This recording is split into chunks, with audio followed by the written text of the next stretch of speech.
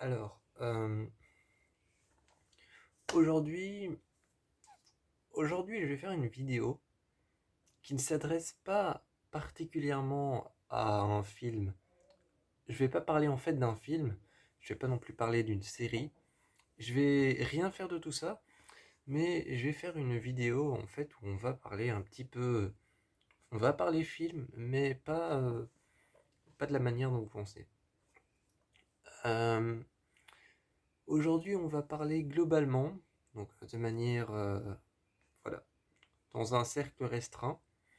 Dans un cercle restreint, on va parler du cinéma japonais.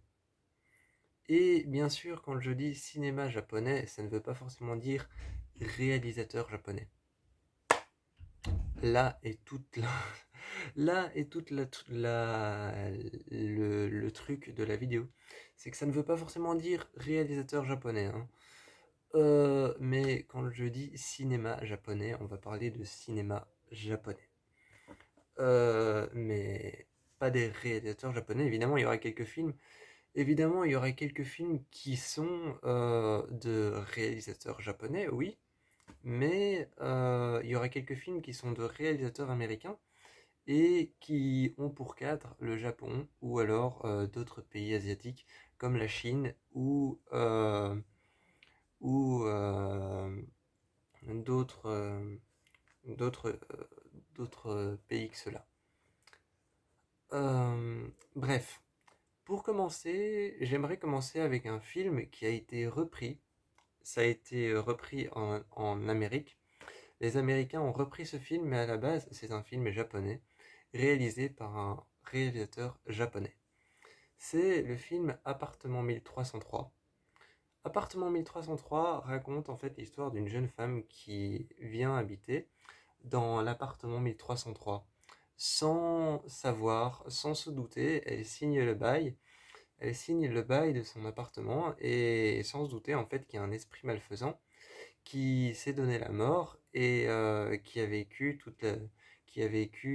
une histoire atroce et qui a vécu toute sa vie avec le cadavre de sa mère dans la penderie. Et donc depuis, elle hante les lieux et l'appartement 1303 et cette jeune femme va avoir affaire à ce fantôme. Donc voilà, c'est un film complètement japonais, c'est un film qui a été réalisé par un réalisateur japonais. Et c'est un film qui se passe, je pense, au Japon. Je suis plus sûr, je pense que ça se passe au Japon pour la version japonaise. Et pour ce qui est de la version américaine, ça se passe à Détroit. Euh, moi, moi, j'aime bien la version japonaise comme j'aime bien la version américaine. C'est-à-dire que j'ai pas de préférence.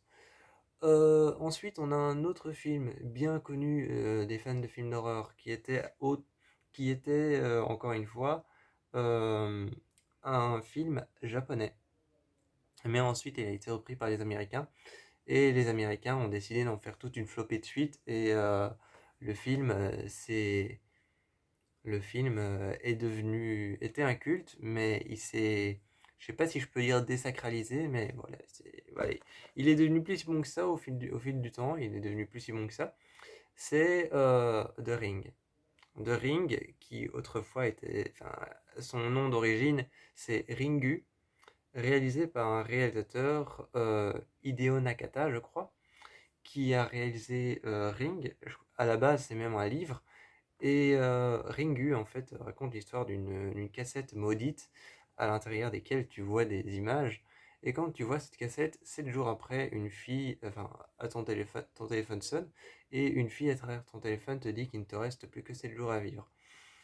Ringu, la version japonaise, a eu droit à une deuxième suite qui s'appelait Ringu 2. Et c'était des films qui étaient géniaux, qui étaient parfaits, qui étaient super bien, sous tous les angles.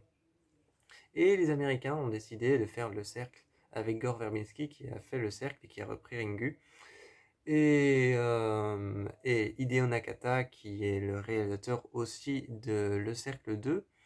Et encore un autre réalisateur qui est le réalisateur de Rings, le réalisateur de Le Cercle 3, qui est une très mauvaise suite. Euh, on a d'autres films d'horreur On a d'autres films d'horreur, pas forcément japonais, mais qui se passent dans le cadre d'un pays asiatique. Comme par exemple Ghost House qui se passe, je sais, je sais plus vraiment où il se passe je vais une fois regarder parce que maintenant ça me travaille.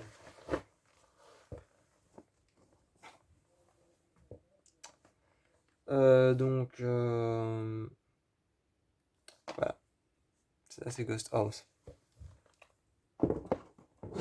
En Thaïlande. Voilà, un film thaïlandais.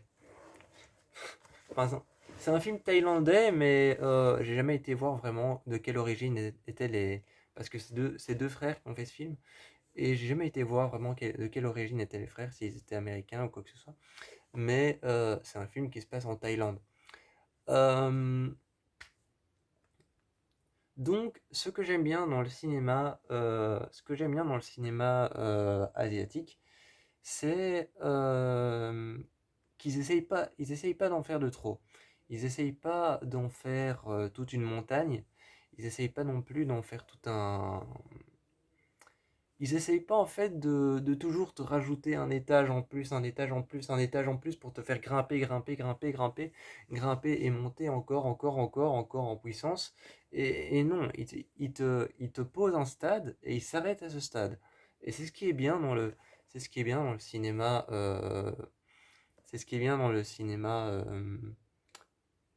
euh, japonais, thaïlandais et dans le cinéma asiatique.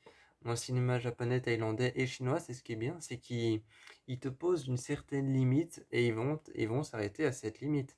Tandis que parfois, les Américains, eux, posent une sorte de limite, mais ils s'arrêtent pas à cette limite. Ils la dépassent et essayent d'en faire toujours plus. Voilà, et après, ça se termine souvent sur des fins déplaisantes, décevantes, où tu as l'impression qu'il manque quelque chose, ou alors où tu as envie d'encore plus. Donc voilà, ça c'était pour les films. Évidemment, il y a The Grudge, hein, qui n'est pas d'un réalisateur japonais, mais et d'ailleurs, il y a un film qui est sorti entre The Grudge et Le Cercle. Je sais pas si c'est pas un réalisateur japonais, mais ça me semble être un réalisateur asiatique, japonais ou chinois, qui a sorti un film qui croise Le Cercle et qui croise The Grudge. Donc, The Grudge contre Le Cercle. J'ai jamais vu ce film, mais j'aimerais bien le voir. Et donc voilà, dites-moi ce que vous pensez du cinéma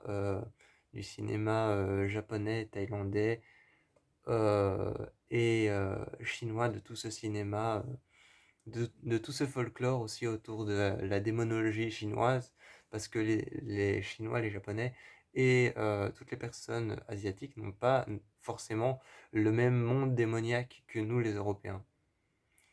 Donc voilà, moi je vous fais plein de bisous. Et je vous encourage à aller voir des films de genre un peu plus variés et divers que nos films d'horreur américains à nous.